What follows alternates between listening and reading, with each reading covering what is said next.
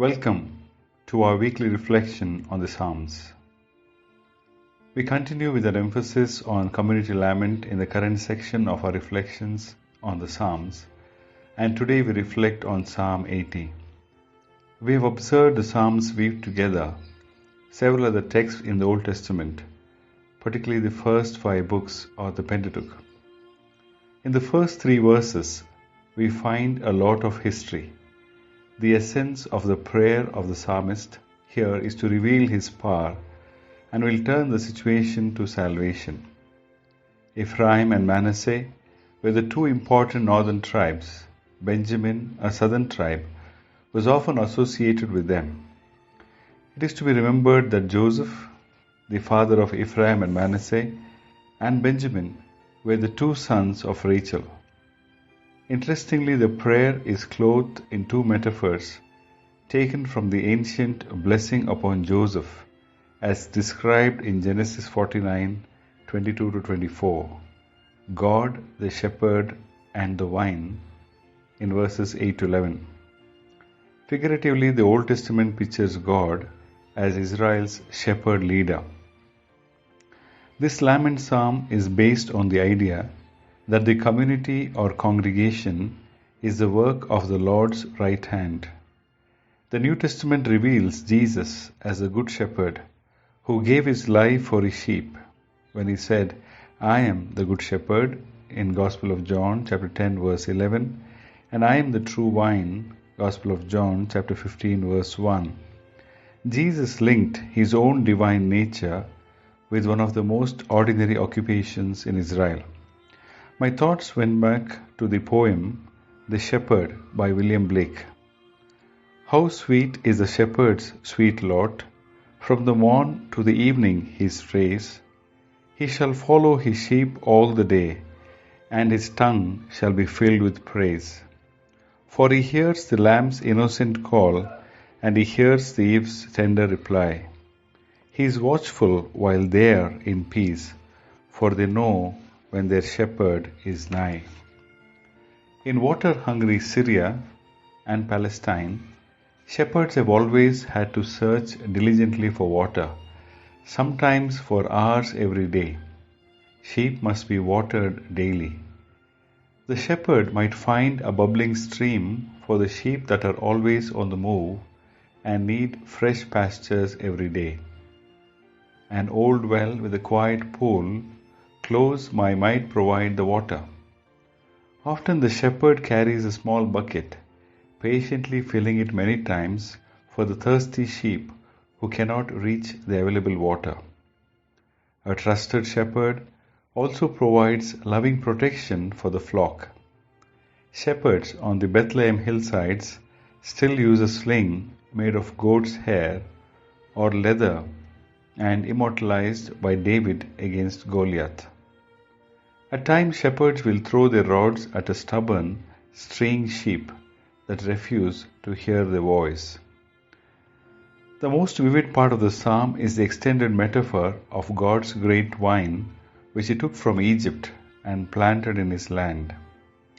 In the vineyard that was Israel, the vine once spread its branches and tendrils until it transformed a large territory into a vineyard and covered mountains and mighty cedars with its shade.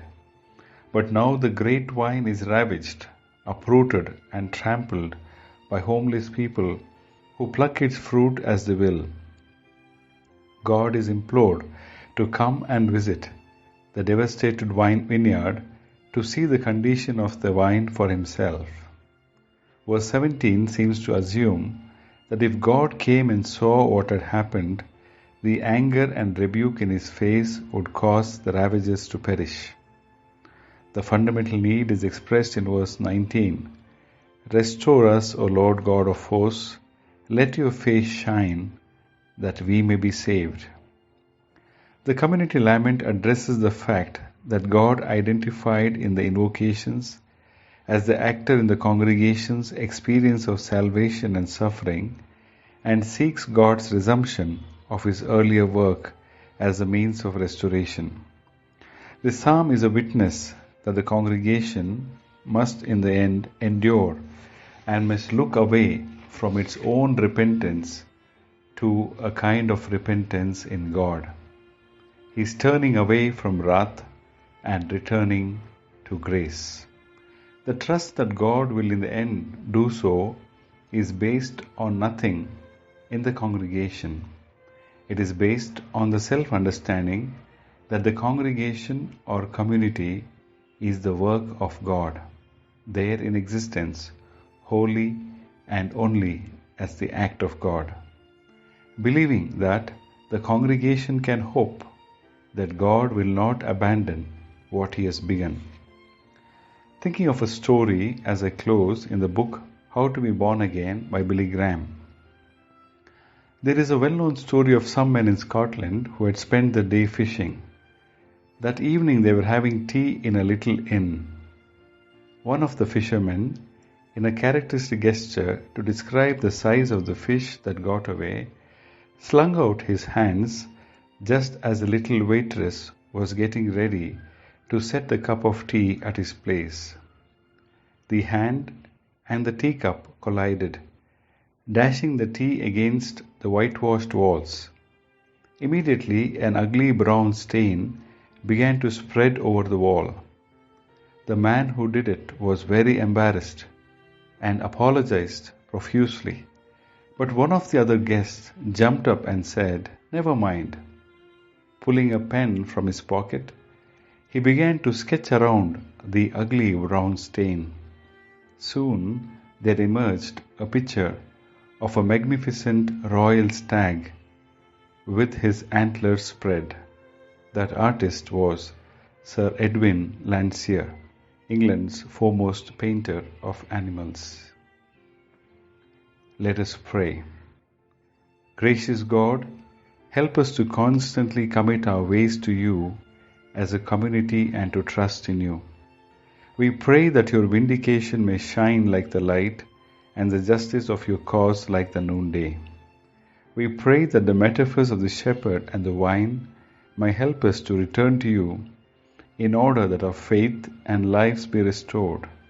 We pray in the name of Christ, our Lord. Amen. God bless you.